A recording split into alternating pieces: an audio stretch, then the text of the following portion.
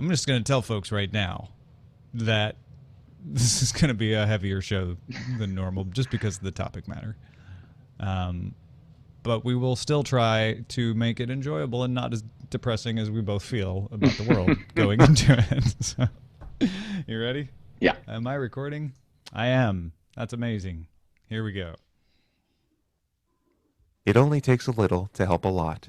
To show your support for Daily Tech News Show, go to patreon.com/acedetect and pledge just $1 per month. That's patreon.com/ACEDTECT. This is the Daily Tech News for Wednesday, August 20th, 2014. I'm Tom Merritt. Joining me today, Jeff Kanata, the newly launched We Have Concerns. You might know him from the Totally Rad show back in the day. Got all kinds of ventures going on. How's it going, Jeff Kanata? It's going well. How are you doing, Tom? I'm doing well. Thank you for joining me today. It's always good to chat with you about stuff. Yeah, man. I'm happy to be here. Well, we've got some big stuff to talk about. We are going to discuss Twitter and YouTube and the internet's response to the video of reporter James Foley being killed. So it's a weighty topic, but we think it's an important topic, especially as we negotiate a new world where things like Twitter and YouTube have become the news for a lot of people. But let's start off with the headlines. CNET reported on Barnes & Noble's announcement of the Galaxy Tab 4 Nook, essentially the same hardware as the 7-inch Samsung Galaxy Tab 4, but with Nook's software, Nook's custom interface. Although it is still Android. You get the Google Play Store, you get Google Maps, you get all that good stuff. There's only one model. It has 8 gigabytes of storage, though because it's a Tab 4, it does come with an SD card slot, so you can expand it. The other difference is the price. The Samsung Galaxy Tab 4 lists for $199. However, the Nook reduces that to $179 after an in-store rebate. So if you get the Galaxy Tab 4 with the word Nook at the end, you pay $20 less. Barnes & Noble intends to separate the Nook business from its book-selling business eventually, and they reiterated that as a part of today's announcement. So go Nook. Yay. Books aren't nooks. That's their separation slogan. once they're actually separated, yeah. Engadget reports Uber has launched a free API allowing programmers to embed the ability to hail a ride from within any app. 11 partners are alongside for the launch, mostly travel services, things like TripAdvisor, United Airlines, Hyatt Hotels. Other apps sort of make sense too. Starbucks, coffee shops, dating site Hinge. You might need rides for those sorts of things. Most of the apps will start by just passing an address to the Uber app, but truly embedded ride-hailing is on the horizon with a subset of partners. This is how it begins, I think. This is why you hear horrible Silicon Valley catchwords like disruption. This is disruption, I think. This is the beginning of the end of cabs, and I mean, I don't think cabs are ever going to really go away, but this is baby steps toward ubiquity with these kinds of connected movement through the world. Yeah, so I can totally see the Starbucks app in this. I mean, the travel ones make perfect sense, obviously, but I go in the Starbucks, I use my app, I pay for my coffee, I sit down, I open my laptop, I do my work. Next thing you know, I pick up the phone, Starbucks app is still there, I'm like, oh, get a ride from here, right? Because it knows where you are. Press the button, send your address to Uber, boom, you're on your way. Yeah, it's great, and I think this is just the beginning of a lot of other places that are going to integrate that, and as it becomes more than just pass your address along, as it becomes really built into these other services, I think it's going to be very convenient and great to use. I think we're going to see more of this too with iOS 8 allowing more extensions and more cooperation between different apps. You already have that in Android, but so many developers are iOS first that they don't necessarily implement what they could in Android. And with iOS doing it, sad to say, that'll allow them to have more flexibility because they can do it in all their apps. Yeah, it's going to be great. On Tuesday, Twitter implemented a new policy of removing images of deceased individuals at the request of family. Now, that policy was created in the wake of some nasty stuff that happened after Robin Williams' death, but it was put to the test immediately when a video of the killing of journalist James Foley was put online. Various accounts have been suspended in relation to the Foley imagery. The video created by the Islamic State not only runs afoul of this new policy, but also could bring Twitter up against laws providing aid and comfort to organizations that are identified by the U.S. government as being terrorist organizations. And we'll talk more about that in a minute. Engadget reports the effect of competition is being felt in Apple's backyard. AT&T announced it would bring its GigaPower brand gigabit internet to Cupertino, California in a few months. Google intends to bring gigabit internet to the nearby larger metropolis of San Jose, California, but it has not announced a timeline. So this is AT&T getting there first, the way they've done in Austin as well, where Google has announced they're bringing fiber. Yeah, man. Just get LA on that list. I want that. I need it. Give it to me, please. Yeah, pretty much insert, if you aren't one of these cities that's getting this, put my city here on that list. Sure. And what it is competition. You see Google coming in and saying, yeah, we want to do this, and suddenly there's scrambling. Even in places where Google hasn't announced, just kind of the thought that they might, like, they might be coming here. We better start to push forward. That's what we need. We need choice. We need competition that drives people forward. And I have no problem with AT&T being first, because competition is going to make AT&T better. Exactly. Yeah, this is all what we were all hoping for when we heard about Google Fiber back however many years ago that was. We were hoping that everybody would try to scramble to catch up. I don't know any statistics about the size difference between San Jose and Austin, but I suspect San Jose is larger population-wise, and that's encouraging to me. I like that they're trying to bite off larger metropolitan areas, and it encourages me that this is a doable thing that's going to happen sooner than maybe we were expecting. Yeah, as a megalopolis, I can guarantee you San Jose is bigger than Austin. Austin is a large city with some suburbs. San Jose is part of Silicon Valley, so it just is continuous suburbs from San Jose on up to Oakland and San Francisco. Like you say, it's a big bite to attempt to chew. Wall Street Journal reports Amazon plans to set up operations in Shanghai's free trade zone, allowing it to sell more merchandise for overseas in China. Amazon does sell domestic products right now. Amazon will... Freudian slip there. I know. Amazon will also open a logistics warehouse in China to expand exports of goods from Chinese companies. This is all targeting Alibaba. Alibaba is the dominant e-commerce power in China these days. Wired reports Vine announced new tools for the 6-second video service. Users can now add video from their device rather than having to shoot all the video in the app. Other features include a duplicating button. So if you do 3 seconds, you can hit that and duplicate those 3 seconds over again, for example. A mute button to take out a certain portion of audio from a video, and a torch mode, which lets you use the phone's flashlight while you're recording, sort of as a rudimentary lighting aid. Vine says more than 100 million people watch Vine videos every month. There are Vine stars, Jeff. Yeah, I'm aware of this. I'm not aware of who they are, but how do you feel about this? Because I feel like everybody's been using other apps to do this anyway in the big Vine community. So I guess it's kind of no change, but it also sort of violates the idea of what Vine was supposed to be, right?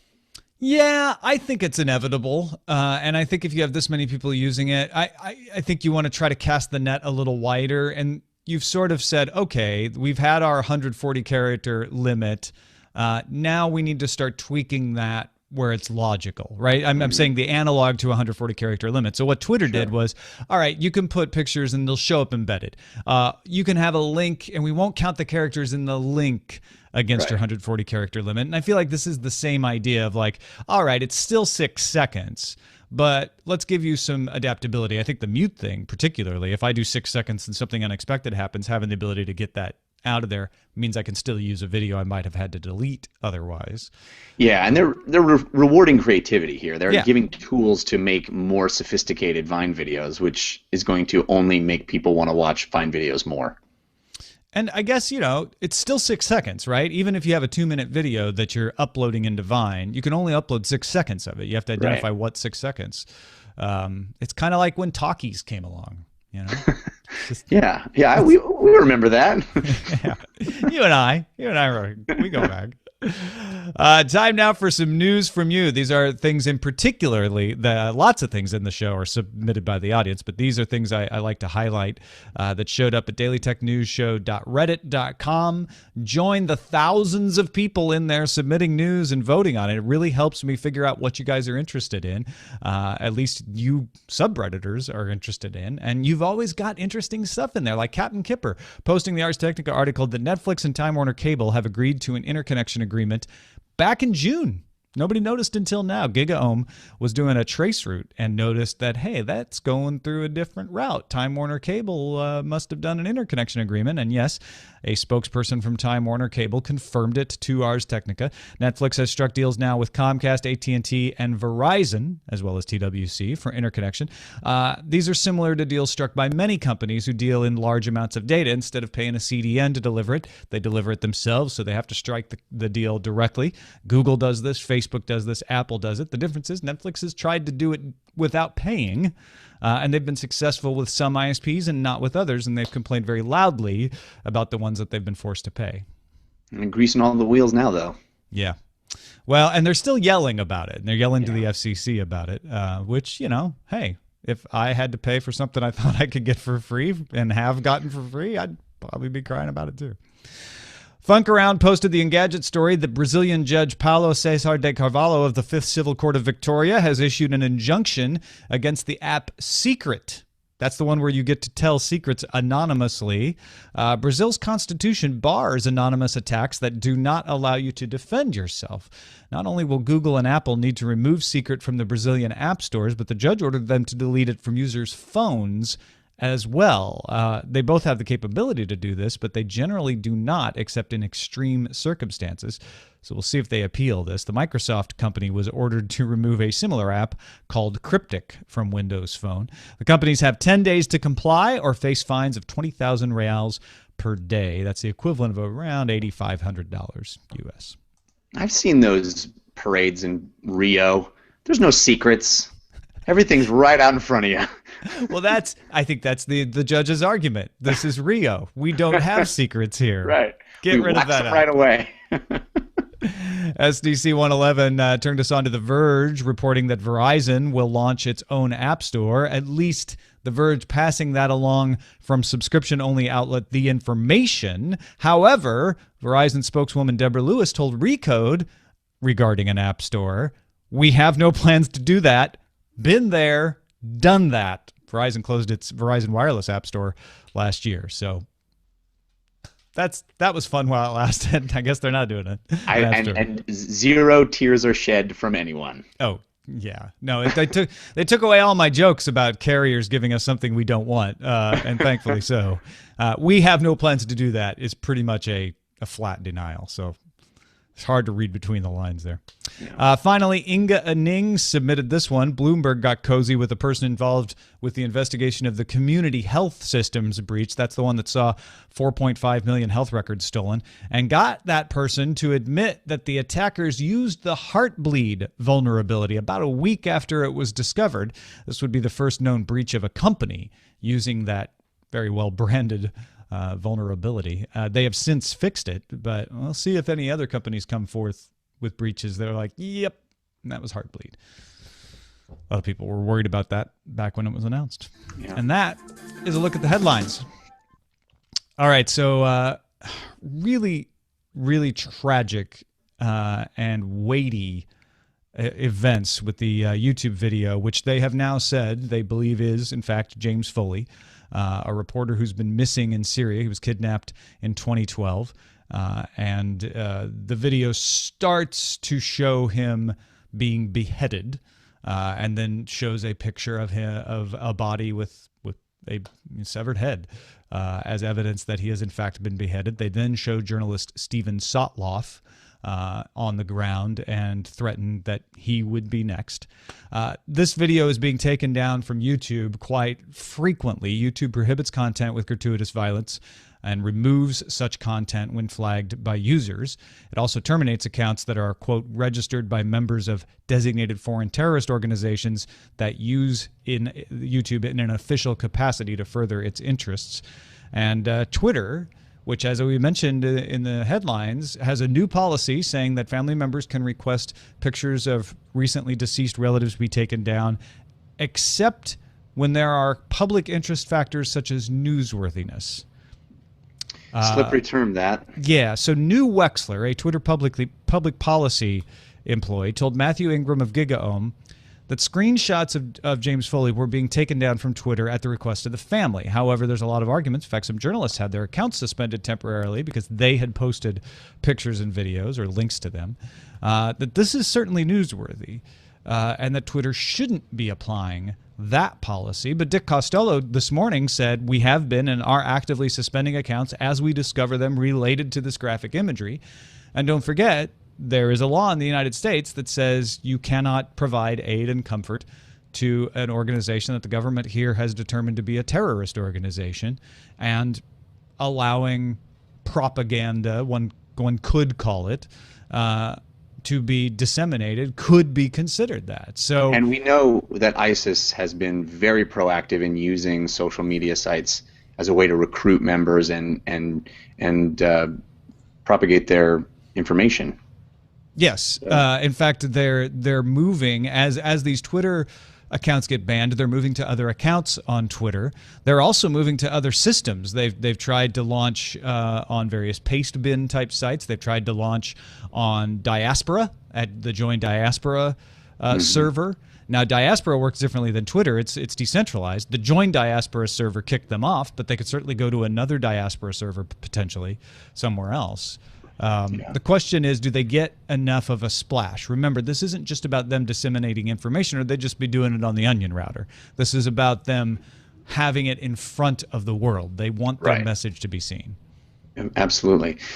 Man, it's so troubled by all of this and so conflicted as well. When you first presented this idea to talk about on the show, I thought I knew, my knee-jerk felt very certain about the fact that this should not be out there for a myriad reasons. I didn't think anyone needed to see it to understand the gravity of the situation, and I think it does a lot of harm, especially in an era where Twitter and Facebook have autoplay videos in your stream, and you really don't have the choice to not view things anymore.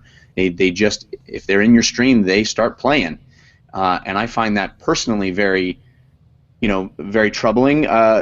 Even taking it out of the realm of political and out of the realm of something as heavy as this, as somebody who's just trying to avoid movie spoilers, I don't particularly like that feature, right? All of a sudden, the trailer shows up in your timeline. You're like, and you could say, well, then you shouldn't follow that. But we're talking about Twitter, right? It's not that Jeff's following the Paramount Trailers account and seeing trailers. That would be fair. He's following me, and I just like, God, I'm so excited about The Hobbit, right? And I post a link to the trailer, and then it starts autoplaying. That's not, it's not like you want to throw away. Well, maybe you want to unfollow me for other reasons, but you don't want to necessarily unfollow every person because they might someday post a link you don't want to see. Yeah, and then you take it into this realm, which is much more serious and much more dire, and I feel like those features aren't additive. Allow me to opt in, to use that term, to watching something that somebody has put into their feed.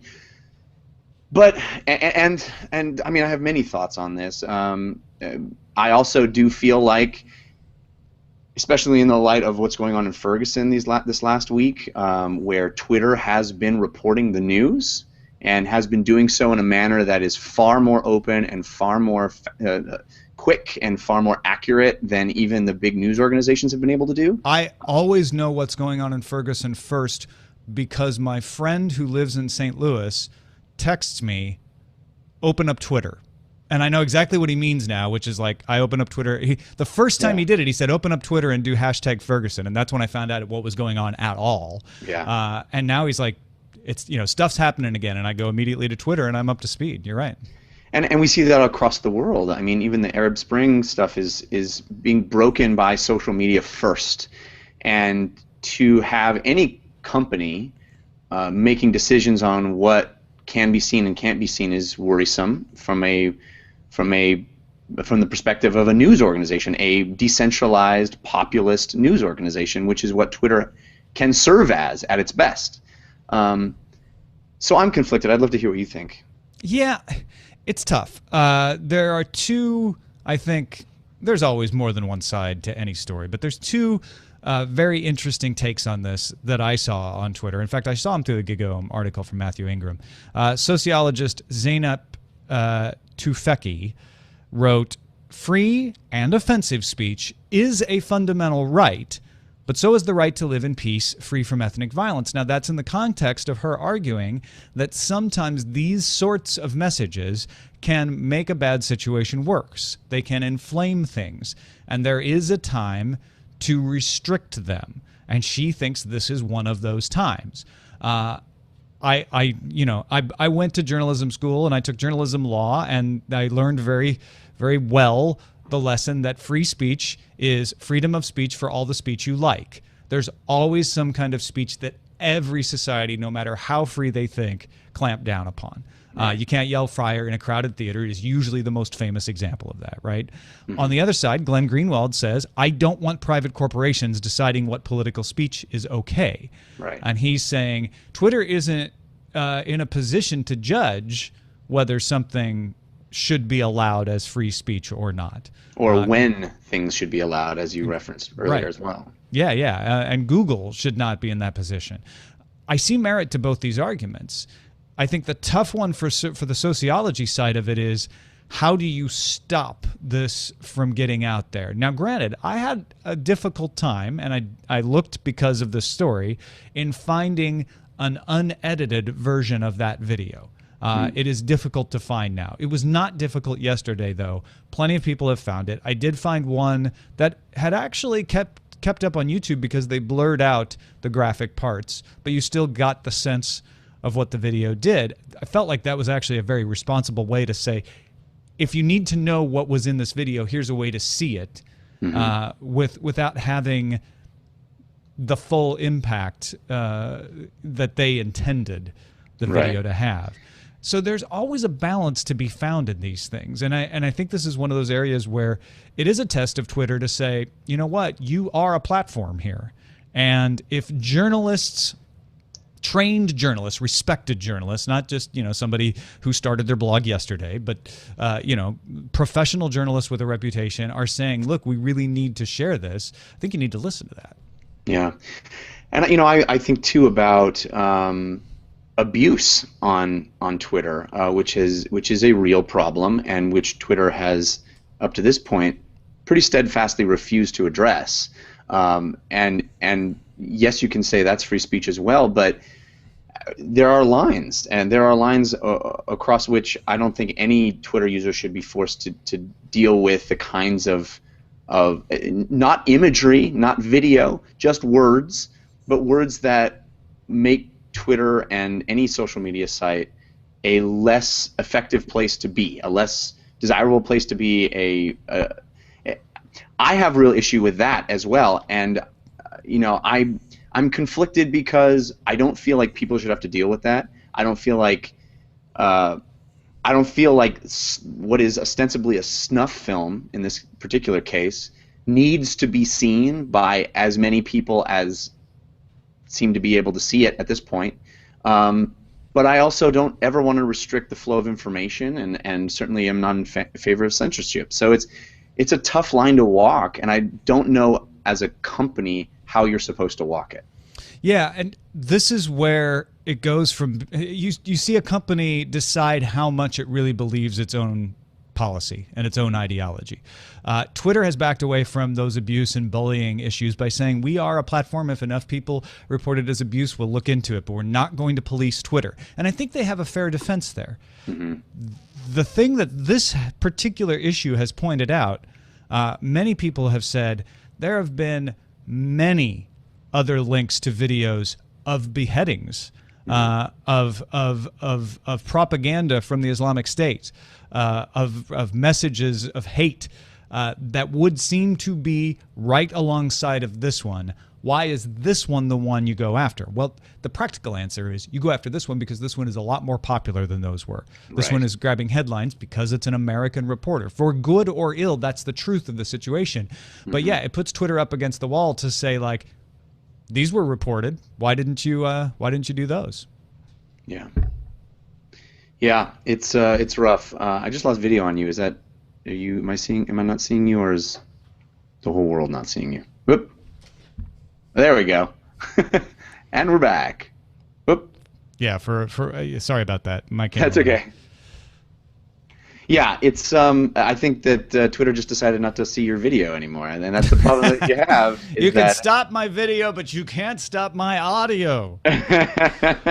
Yeah, it's it's a rough thing. I find myself, even, when we're basically arguing about newsworthiness and defining that, it's almost like the same argument you would have 50 years ago or now about what is pornography. It's these terms that I don't know what it is, but I know it when I see it, that kind of thing. And I personally don't know how newsworthy seeing that full unedited video is. I don't want to see it. I don't need to see it. I feel like a description of what it is that I read online and in from journalists is as effective to me as seeing it would have been. But it's a sliding scale, and I'm reluctant to say there's a hard and fast rule that yes, Twitter should be doing this or no, they should not. Even though my initial gut instinct was no, nobody should be. Yes, you should be shutting this down. Yeah. For me, the big issue is autoplay. I don't want to be subjected to watching things that I don't want to opt into. I don't want to have to click on to see. Yeah, I think that's a very fair and probably the easiest to solve of this sort of thing, right? Yeah. Is to the one video of this that I did watch, the one that had blurred out parts, also had a warning before it saying this is of a graphic nature. You shouldn't watch this if you're sensitive or of underage. And I thought that was very responsible. It couldn't have autoplayed no matter where it was. So that to me is the way to handle this. When I read about this last night, I did not want to watch it. I like you thought, you know what? I can read a description. That's enough. When I started to prepare for this show, I realized I needed to know, to form a perfect opinion about it, how much they showed. Because from some of the descriptions, it was hard to tell, did they show the entire beheading? Did they show part of a beheading? Could it not have been him?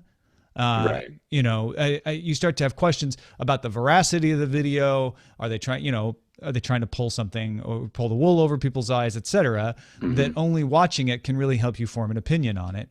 I felt like watching the video that had the blurred out was enough for me to be able to satisfy those questions that I had. That and the FBI coming out and saying, yeah, we've verified this. We're pretty sure that's him.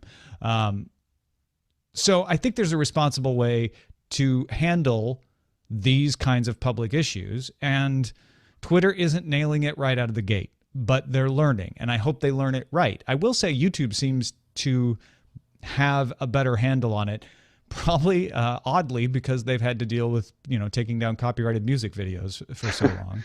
Yeah, they just have a better way of being able to censor things. Yeah.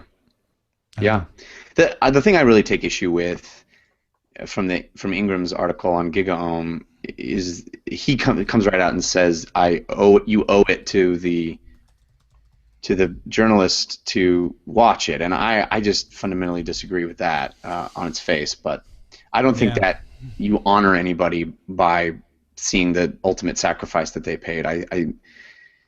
I would venture to guess that he would not request that of anybody, were his wishes clear. It's a horrible thing, and it sucks that there's so much horrible stuff that we have to sift through now, but it is good that this information is getting out. I mean, outrage and disappointment and disgust are the right emotions to elicit from it, and I just don't. You don't want to empower these guys in any way, but yeah. I hear you. Well, I don't think we're going to solve it, and I don't think Twitter's going to solve it immediately, but I hope this sheds some perspective on it and helps you form your own opinion about it. Let us know what you think. Feedback@dailytechnewsshow.com. Looking real quick at the other business we have of the show. Tomorrow on the calendar, August 21st, Salesforce.com has their earnings. Our pick of the day is a little more fun. It comes from Richard Gunther, who, as you know, he says to me, because I do, he podcasts as a hobby. And he says, like many people in the business world, I'm on Skype and Hangouts daily for conference calls and meetings as part of my day job. I'd like to recommend a Mac utility called Push to Talk. Push to Talk adds a software-driven mute button to your Mac. You can define your own key combo to use it, and it mutes your mic inputs system-wide, so you don't have to go fumbling for the mute button on Skype or Hangouts. You can also configure it so that it only transmits when you hold the keyboard combination you've defined, but I think the toggle setting most useful. It's available in the Mac App Store, costs 99 cents, and a pro tip, I found that I needed to reboot for the utility to function properly after installing. From Richard Gunther in lovely Annapolis, Maryland. Thanks for the pick, Richard. This is one of those things that's going to make a lot of people go, you could make a macro for that, but not everybody wants to make a macro or knows how to make a macro. And for 99 cents, it might be worth your trouble to get Push to Talk. It's kind of like, I don't know, do you ever use Vent, Jeff? Oh, sure. Plain the Push to Talk on Vent? Yeah. Yep. It reminds me of that. Exactly. So check it out. We'll have a link in the show notes at dailytechnewsshow.com. Send your picks to feedback at dailytechnewsshow.com, and you can find my picks at dailytechnewsshow.com/picks. Got a couple of emails. I'm going to hold a couple of these till tomorrow, but I wanted to talk about this last one here from Leon. He says, on the story about Google's attempts to find new users by offering some of its services to children, I would think this would also enable Google to market Chromebooks to kids and for lower grades in schools, and also make it easier to create separate kid-friendly accounts for Android devices. Was just wondering your thoughts. Did you hear about Google? The rumor, the information is reporting that Google is trying to develop separate versions of their sites that would be COPPA compliant or COPPA compliant. So that children under 13 could register for them. No, I did not see that. That's interesting. Yeah, and I was like, Molly and I were talking about it yesterday, and we were saying like this could be sort of like a Disney Channel. It could offer some better ways for educational services to use it. And I mentioned, and they certainly wouldn't mind having more people in their user base as they grow up and become full adult users. That could be integrate them fully in that Google infrastructure right away, man. Yeah. And Google has an educational program right now, but it's targeted towards high school because you need kids to be over 13, older than 13. So Leon's got a really good point. Suddenly you can start to have an educational program for the lower grades. And I think they do have an educational program for the lower grades, but it's so much easier to roll out your whole suite if you have these kid-friendly versions of your apps that can go in them as well. So yeah, selling a lot of Chromebooks. I think if the news stays as dark as it's been, I might want to use the kid-friendly Google search. Just show me pictures of Mickey Mouse, please. Just every once in a while for relief. Just keep it outside the door for a day. I hear you, man. Well, thank you, Jeff Kanata, both for just being on the show and for being willing to dive into this topic today. I really appreciate it. No, my pleasure. Absolutely. Always great to be here. Anytime. Twitter.com/Jeff Kanata. That's 2 N's. Jeff, well, there's 2 F's too. JEFFCANNATA. And check out We Have Concerns. It's wehaveconcerns.com for the show. Right. Mm-hmm. And then you guys have launched your Patreon as well. We did. We're following your lead and supporting the show on Patreon. As dark as we've been talking, as kind of depressing as the news has been lately, I like to think that We Have Concerns is a bright spot. It's a comedy show. We talk about silly, fun stories and try to make light of these silly things with some improv comedy, some science and philosophy. It's a fun show. People seem to really dig it, so I hope your listeners will check it out as well. wehaveconcerns.com. Please do, and go to patreon.com/wehaveconcerns. If you find some value in what you find at wehaveconcerns.com, give a little of that value back to Jeff and Mr. Anthony Carboni. That's right. If you didn't catch that, he's the other host. Yeah. We'll have Anthony on the show soon. Actually, I'm going to have him on next week. Thank you to our Patreons. 4,225 of you have found the value in this show. We appreciate that as well. If you'd like more ways to figure out how to donate to us, go donate to We Have Concerns first. And if you have anything left over, dailytechnewsshow.com/donate is the place for that. Don't forget, you can have a voice in what stories we cover at our subreddit, dailytechnewsshow.reddit.com. Our email address is feedback@dailytechnewsshow.com. You can give us a call, 512-59-DAILY. Leave us a voicemail, 512-593-2459. The show is live on Alpha Geek Radio, 4:30 p.m. Eastern, 1:30 Pacific, Monday through Friday. Mobile.alphageekradio.com is your best URL for that. And our website is dailytechnewsshow.com. We're going to have Peter Wells, editor of Reckoner Australia, on the show tomorrow. But before we're out of here, we have a longish message from Jim Thatcher, who's a specialist in trade. And we got kind of talking about importing toys on yesterday's show. So I wanted to play this as we head out. Take it away, Mr. Thatcher. Hi, Tom and Jenny and Jeff. It is Big Jim from Hangar 18 here in beautiful Dayton, Ohio. I just wanted to call in because, well, sorry, Jeff, I have to say it. I have concerns. On yesterday's show with Molly Wood, Molly had brought up the point that toys are duty-free, and that's why we have all these toys being dumped in the United States. We've got all these toys everywhere, and blah, blah, blah, blah, blah, blah, blah. Molly, I love you, but you're a little wrong here. First of all, yes, it is true that toys are duty-free. I'm a licensed customs house broker. It's my job to represent importers who have cargo coming in the United States, be they individuals or corporations or partnerships or whatever, to the federal government to make sure that those goods can actually come into the U.S., either for personal use, like they're my home personal effects, they're going to come back to my house, or they are commercial goods that are going to be sold to either other companies or sold to the public at large. That being said, yes, toys are duty-free, but so is a bunch of other things. There is capital machinery. Almost all capital machinery is duty-free because we're trying to promote a manufacturing base here in the United States. The computer that's currently recording this podcast is duty-free. The cell phone that I'm recording the audio for this podcast is duty-free. So just because something's duty-free doesn't necessarily mean that there's a whole bunch of dumping effort to put that into the United States. It does entice people to do it, but it doesn't necessarily cause it. Remember, you still have to have somebody who wants to buy the article so the article can be made, so then that the article can be shipped. On top of that, you also have other laws and regulations, even if there's duty or there's no duty on something, coming into the United States. So let's go back to toys. The Consumer Product Safety Administration requires various testing for children's toys. So, lead paint. You have to prove via independent analysis, which is expensive, over and over and over again, that a toy does not contain lead paint. Is it a choking hazard? Again, independent analysis, you have to either prove that no, it's not a choking hazard, or yes, it is a choking hazard, and then you have to follow very strict placarding requirements to actually get that cargo to come into the United States. Is the article going to touch food or the mouth in any way, such as teething rings or articles like spoons? Those items have to go through Food and Drug Administration. Is it going to be made of anything of animal origin?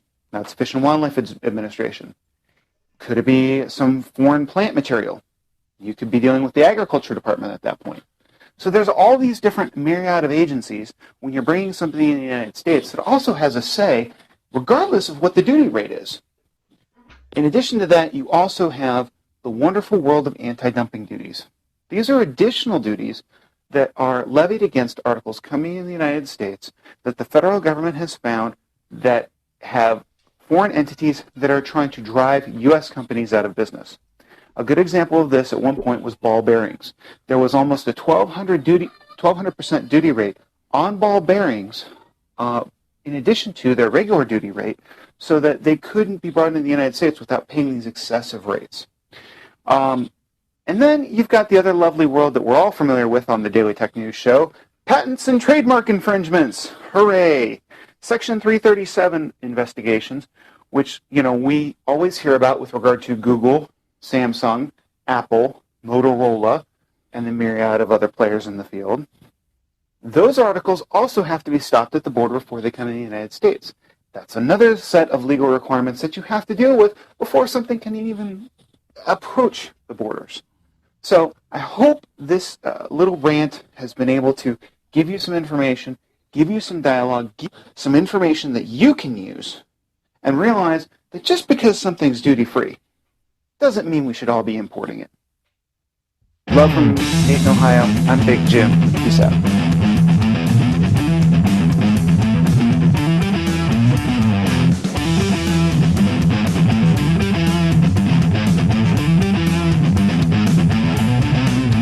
The Daily Tech News Show is brought.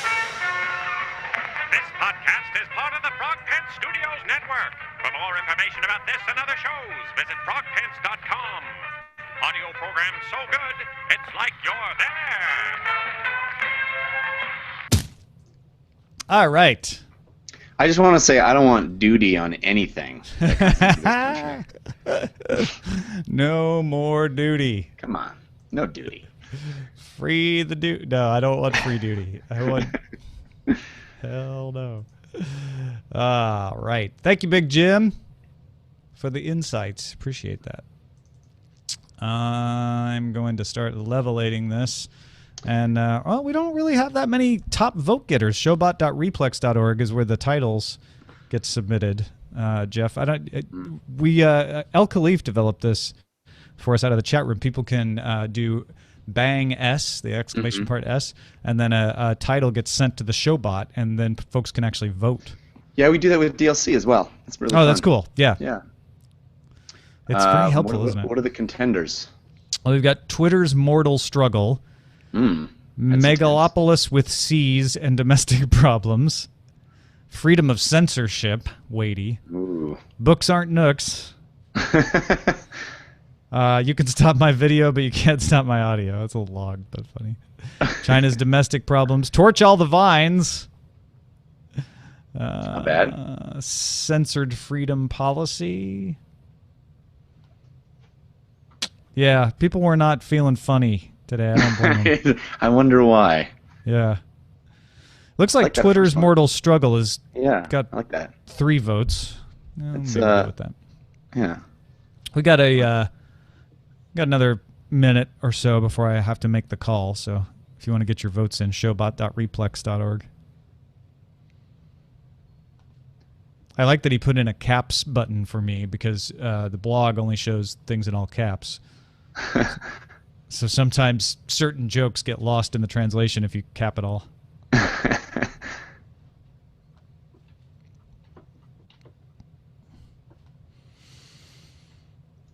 Looks like Twitter's Mortal Struggle is going to be the... Yeah, I like that one. That's good.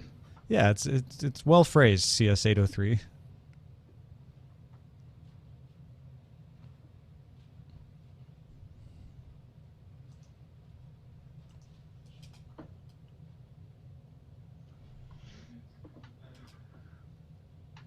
All right, well, I'm going to, unless there's more, I'm going to... Yeah, I just hang out while I edit. Usually Jenny keeps people entertained, but if you need to go, go. Yeah. Well, I can hang out if you want to... Well, you'll be working. I can do some sort of dance while the people are waiting for you to edit. You don't have to, but if you feel like it, please. I think I will take off, but I appreciate it anytime. Anytime, please hit me up. This is absolutely. always good. Yeah. And I guess we're going to be on Cord Killers. Yeah, I'm excited. Yeah, Very you soon. and Anthony both. That'll be great. Yeah. Yeah, looking forward to it. All right, I'll see you then, man. All right, thanks, buddy. Talk to you later. It's just you and me, chat room. Peter Wells is on tomorrow, TVZ Gone. Yeah, I did mention that, but it kind of got lost because then you got distracted by Big Jim. Let's see. Oh, right, I rebooted. Every time I reboot my computer, I lose all the pre-filled ID3 tag entries. Fascinating, I know. Twitter's Mortal Struggle.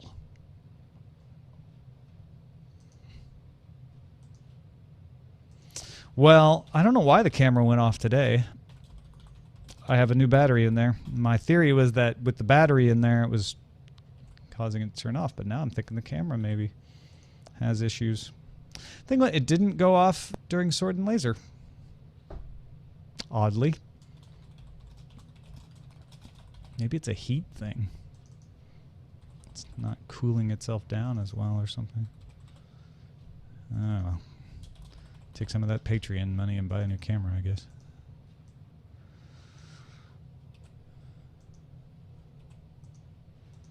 Can elect a new camera.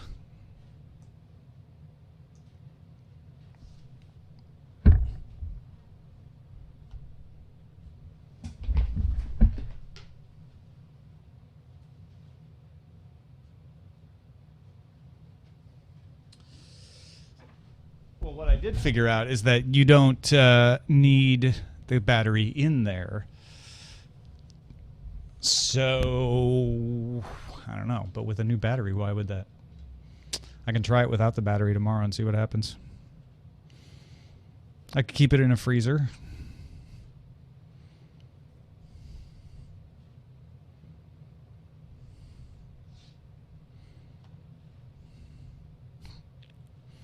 Torch all the vines. All right, I'm exporting right now. Could be haunted. It's probably haunted. CS803 is probably right. Had some quality drop down. I think that was probably Janisco. I think that was probably connection related, not camera related. Yeah, it does that every time I turn it on, though. Fiox, it flashes that no memory card thing. That's just standard. I don't think that is. I don't think that has anything to do with the problem. Water cool your camera. Just stick it in a bucket of ice. Hey, I challenge you, camera. I'll just challenge my camera to the ice bucket challenge and problem solved. Done. But probably ghosts. Probably haunted.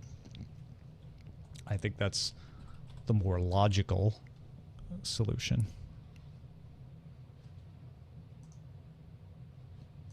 I mean, if we were going to bring science into it, I think we'd find that it's most likely haunted.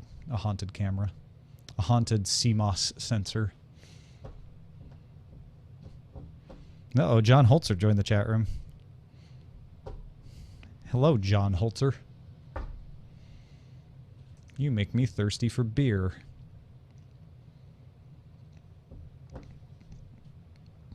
Hawkwood left at the same time. Are they the same person?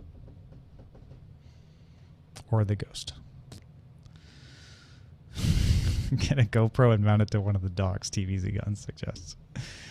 You know how many shaky camera complaints I'd have to deal with then?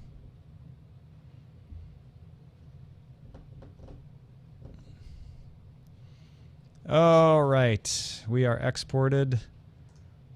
And the title is finalized. That's how it works, ladies and gents.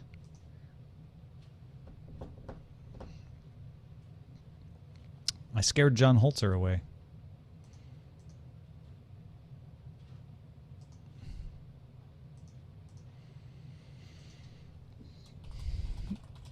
Tech news for August 20th.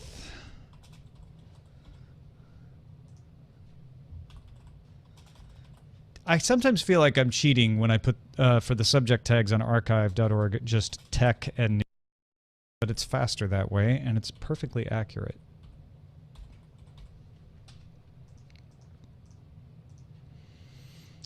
By the way, if anyone is interested, the novel that I attempted to write about my dogs as private detectives is in the second edit and going well. So maybe available as an ebook within a month. Probably not by Dragon Cobb, but maybe September sometime. And you never point out people entering and leaving the chat. It's Twitch Streamer 101. I know, T2T2. I know. I'm breaking the rules. No wonder he left.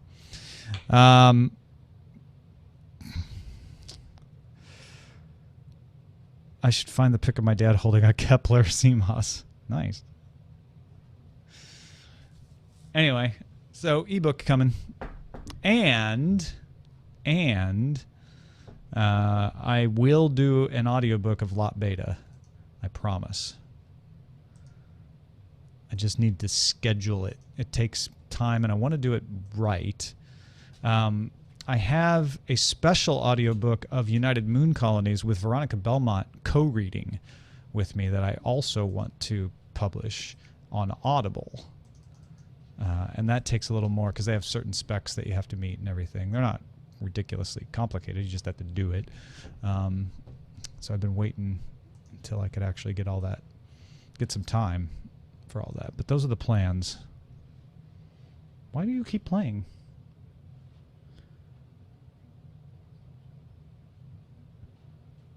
I don't... Well, thank you. Oh! Half of you think I'm nuts right now because you couldn't hear that.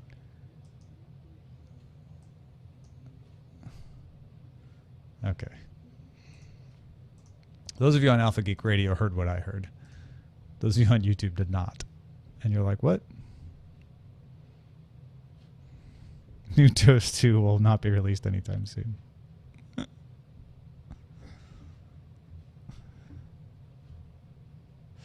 Okay, I think everything is posted. Jenny said she would still do show notes, but I'm not sure when they'll show up. So hopefully by the end of the day, you should get your show notes. And everything else is posted. Feels so empty sometimes when I don't say goodbye to anyone but you. But there we go. That's it. Thanks, everybody. Talk to you tomorrow.